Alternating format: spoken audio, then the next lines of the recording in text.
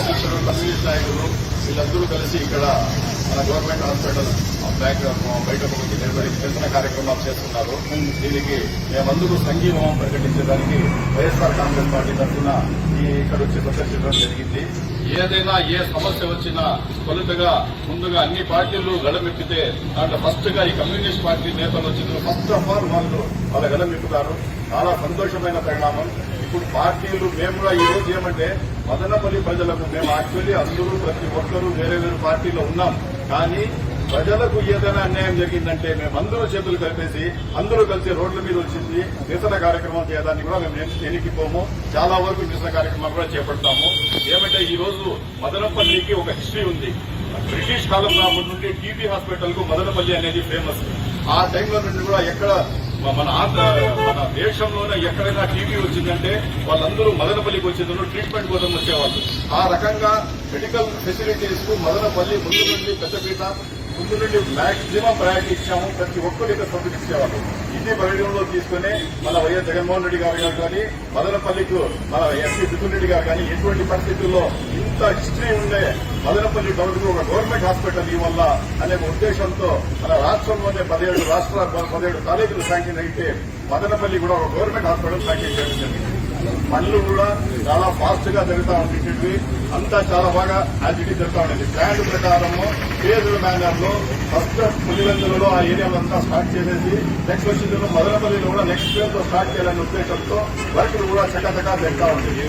కానీ ఇప్పుడు ఈ కూటమి ప్రభుత్వం వచ్చిన తర్వాత ఈ హాస్పిటల్ను ప్రైవేటైజేషన్ చేయాలా, ప్రైవేటైజేషన్ చేసి ప్రైవేట్ వ్యక్తులకు అందించాలా అనే టైప్ లో ఒక ఇది జరుగుతూ ఉండేది. ఒక లోపల ఒక ఇది జరుగుతూ ఉన్నాయి. అది అంతా మాకు తెలిసింది కుట్రలు జరుగుతూ ఉన్నాయి.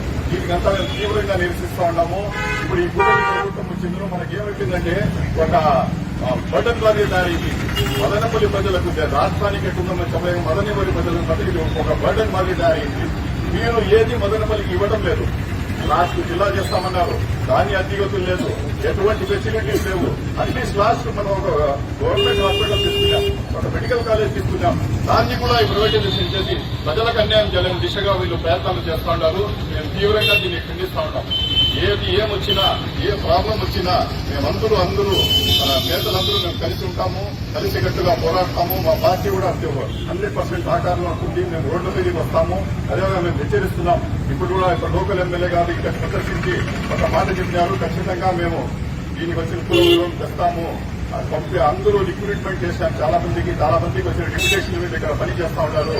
వాళ్ళందరికీ తిరిగి ఇక్కడిగా వాళ్ళు పర్మనెంట్ గా ఇక్కడ పోస్టింగ్ ఇస్తాము, అన్ని ఫెసిలిటీస్ ఇస్తాము, అన్ని డిపార్ట్మెంట్లు కూడా మేము ఇదే చేసేట్టు చేస్తామని చెప్పి హామీ ఇచ్చినారు. నాకు చాలా సంతోషంగా ఉంది. ఖచ్చితంగా మీరు ఇచ్చిన మాట ప్రకారం ఒక నెల టైం లోపల మీరు దీనికి వచ్చిన పూర్తిగా మొత్తంగా 100% దీనికి ఇంప్రూవ్ చేస్తారని మేము ఆశిస్తున్నాం. అటు లేని పక్షంలో మేము ఖచ్చితంగా ఆందోళన కార్యక్రమాలు దిగుతాము. దానికి మీరు కూడా తోడు రావాలా, అందరూ కలిసికట్టుగా పోరాడి మన పార్టీలు వేరేనా మనకు మెయిన్ మదనపల్లి, మన కర్ణ తల్లి మదనపల్లి మనకు. కాబట్టి దీనికోసం అందరూ కలిసికట్టుగా పోరాడతాము. మనం వచ్చిందో మదనపల్లిలో పూర్వయం తెస్తున్నాం. పార్టీ ఈరోజు ఉండకపోతే మనకు సంబంధం లేదు. మనకు మెయిన్ కావాల్సింది వచ్చింది మన టౌన్ డెవలప్ కావాలా, దానికోసం మేము చేస్తాం. కాబట్టి పార్టీలు అనేది విడలాడి ప్రతి ఒక్కరూ రోడ్డు మీద చేసి ఇది కానీ ఇదే అయితే ఇదే మేము గవర్నమెంట్ కూడా హెచ్చరిస్తున్నాము. ఖచ్చితంగా దీన్ని government hospital city government medical college గానే ఉంచాలా. దీన్ని ప్రైవేటైజేషన్ చేస్తే మేము ఎటువంటి పరిస్థితులు అంగీకరించలేము. కాబట్టి దయచేసి మీరు ఇచ్చిండే హామీ ప్రకారం ఇప్పుడు ఎమ్మెల్యే లోకల్ ఎమ్మెల్యే గారు వచ్చి హామీ ఇచ్చిపోయినారు. దాన్ని బడి కట్టుబడి ఉంటారని చెప్పి ఆశిస్తున్నాము. లేని పక్షంలో మీరు కూడా మాతో పాటు ఆందోళన కార్యక్రమాలు తీస్తారని చెప్పి ఈ సందర్భంగా